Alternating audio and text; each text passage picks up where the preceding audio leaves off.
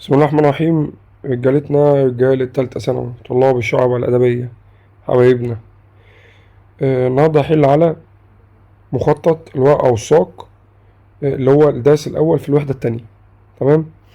تعال نحل على أهم النقط كده اللي هتقابلك على الوحدة كلها شاملة، يعني إن شاء الله. بعتذر لو صوتي مش أحسن حاجة، بس والله عندي دور برد صعب شوية. هنا بيقول لي أول سؤال: من عيوب تمثيل البيانات بالساق والواقع. بص، كل الكتب الخارجية أنا لقيتها مجاوبة على السؤال ده بالطريقة دي، إن هو لا يصلح للبيانات ذات الأحجام الكبيرة. يعني أنت لو عندك 1000 رقم عشان تمثلها بالورقة والساق اللي هو الشكل ده، الموضوع صعب جدا، مقرف بجد. والإجابة مقنعة، وأنا شايف إن دي كمان إجابة صح، إن هو لا يوضح البيانات الأصلية. لا، مش فاهم.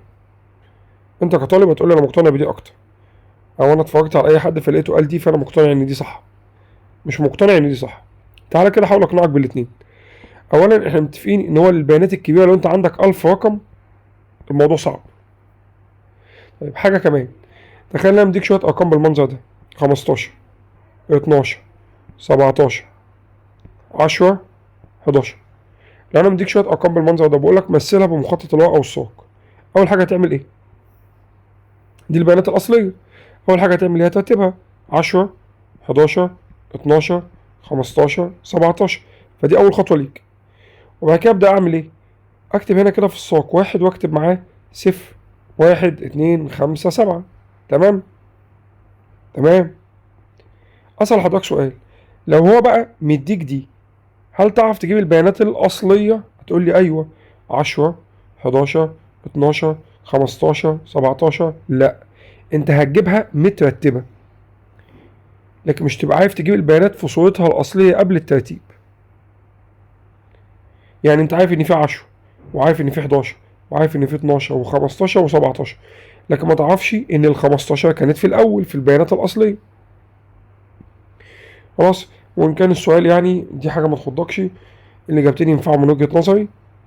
وإن كان السؤال رغم إن هو سؤال كتاب مدرسة، بس مش متوقع يبقى سؤال امتحان. خلاص، يعني هو عنده في الوحدة أفكار أكتر من كده يتكلم عنها، مش هيتكلم عن دي. كمل يا باشا. هنا بيقول لي إيه؟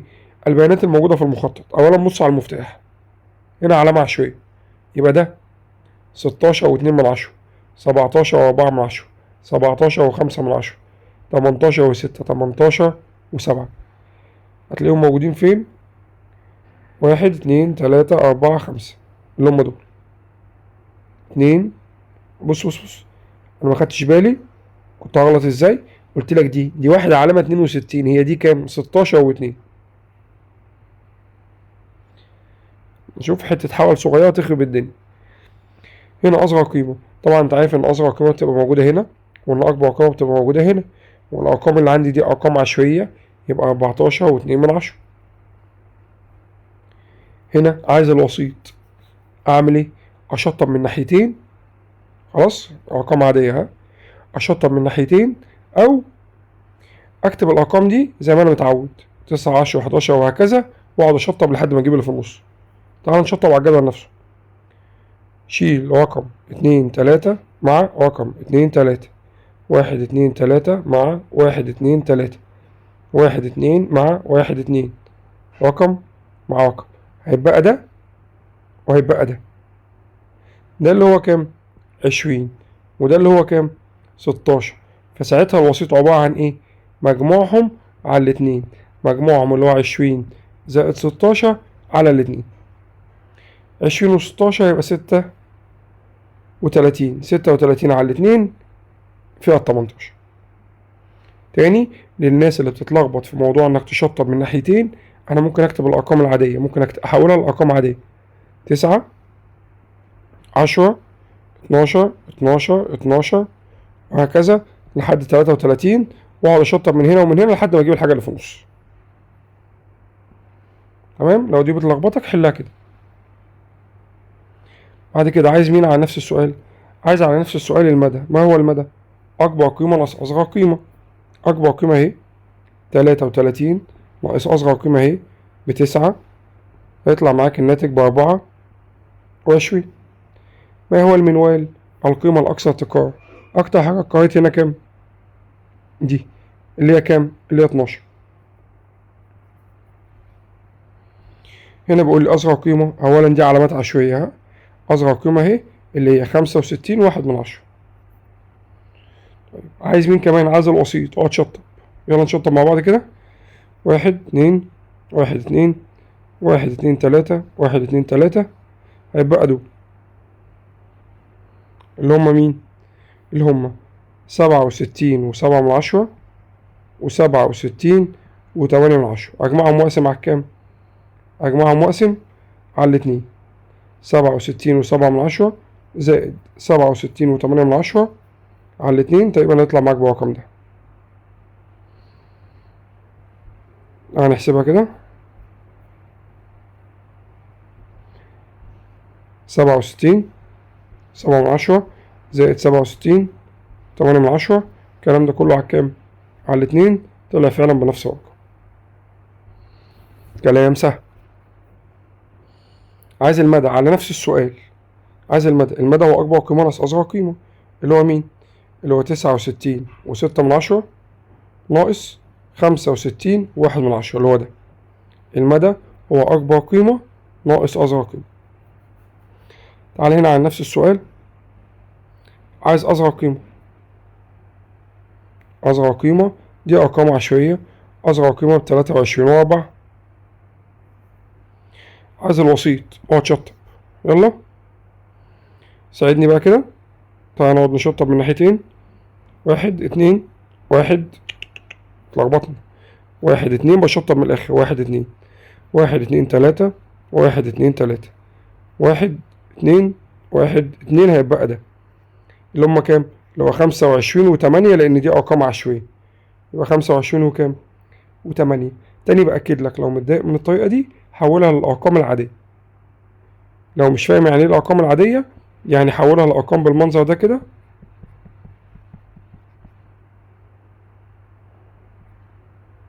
تمام. واقعد شطب. 1 مع 1 1 مع 1 1 مع 1 هيبقى لك في الآخر كام؟ 10. عايز بعد كده مين؟ المدى. المدى هو أكبر قيمة ناقص أصغر قيمة، اللي هو مين؟ اللي هو 27 و5 ناقص 23 و4. خلاص. هيطلع بكام؟ يطلع ب4 و1 من 10. هنا بيقول لي ايه؟ هنا بيقول لي إذا كان التمثيل المقابل، ودي أرقام عادية، لمجموعة من الطلاب، فإن عدد الطلاب الذين حصلوا على درجة أقل من كام؟ من 70. 70 أهي. مين أقل من 70؟ 1 2 3 4 5. خلاص. الأقل من 70 5 طلاب. تعالى هنا. التمثيل البياني يبين درجات طالب في إحدى المواد، فأي مما يأتي صحيح. أي مما يأتي صحيح. أول حاجة المنوال 21، لا ده المنوال 22. غلط. الوسيط 22. تعال نشطب. 1 2 1 2 1 مع 1 1 مع 1. فعلا الوسيط كام؟ 22، وهو أرقام عادية. فهنا بيقول لي أي مما يأتي صحيح، ودي صحيحة. طب دي غلط. جميع الدرجات أقل من 30. جميع الدرجات أقل من 30 غلط. لو قال أغلب الدرجات أقل من 30 صح، لكن كل الدرجات أقل من 30 لا يا عم، ده في 33 وفي 35. أكبر درجة هي 33. لا يا حبيب قلبي، ده أكبر درجة هي 35. تعال هنا. إذا كان التمثيل مقابل يعبر عن مجموع درجات طلاب، فإن القيمة الوسيطية للبيانات. طيب تعال نشطب. 1 2 3 1 2 3. 1 من هنا مع 1 من هنا هيبقى دي. ودي اللي هي كام؟ اللي هي 57، لأن هي أرقام إيه؟ أرقام عادية. هنا نفس الفكرة. عايز الوسيط. شطب. 1 2 3 1 2 3 1 1 1 1. هيبقى هنا ده اللي هو كام؟ 33، لأن هي أرقام عادية. أرقام عادية مش أرقام عشوائية. ده السهل بسيط، أفكاره سهلة وبسيطة. المنوال من البيانات الآتية. المنوال هو القيمة الأكثر تكرار، وأكتر حاجة اتكررت أهي الاتنينات، فيبقى المنوال هو 42. السؤال ده تقريبا أنا فاكر إن هو كان سؤال كتاب مدرسة.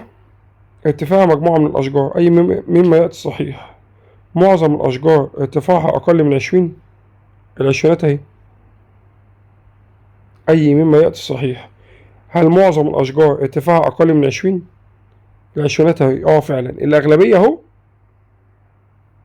أقل من 20، فدي صح. تعالى اللي بعديها.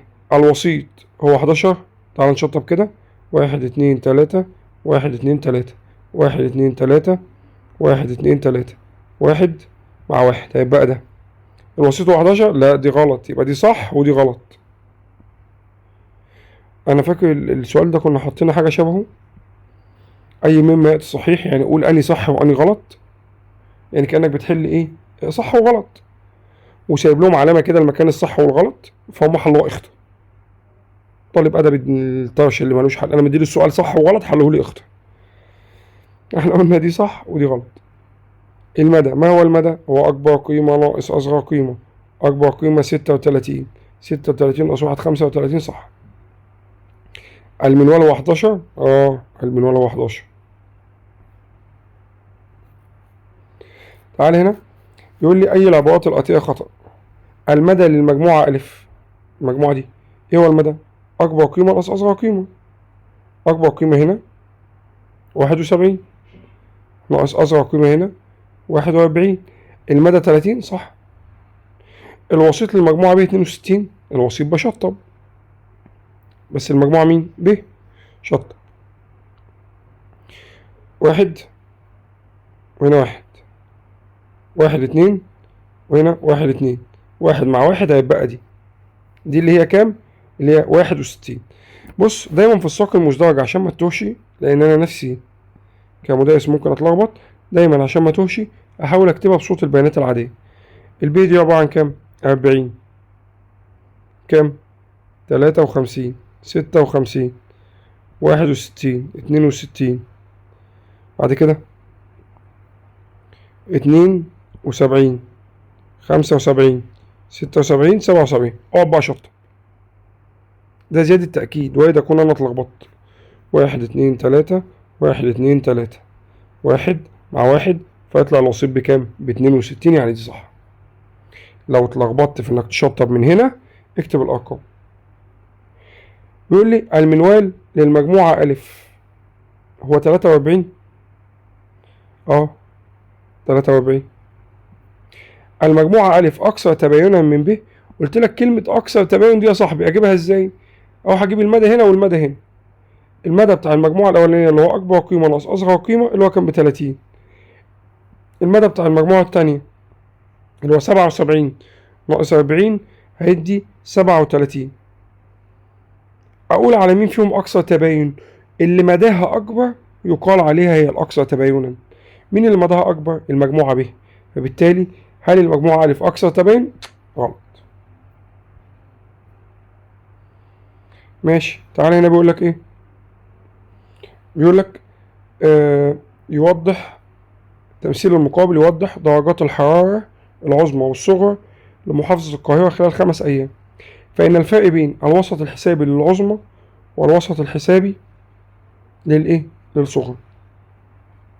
هات وسط دي وهات وسط دي، خلاص، واطرح الاتنين من بعض، ده الفرق.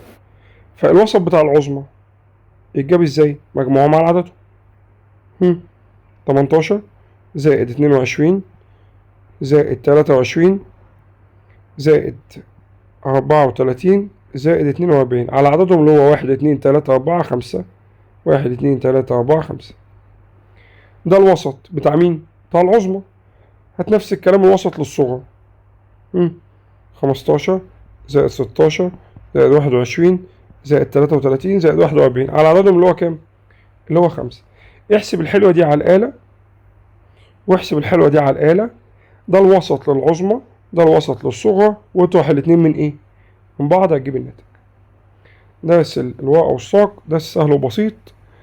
ودي النقط اللي احنا حليناها نقط امتحانات ونقط كتاب مدرسة. أنا شايف إن الدراسة مفيهوش صعوبة. يمكن فيديو الشرح الأساسي اللي موجود على المنصة شايفه فيه أفكار عن كده.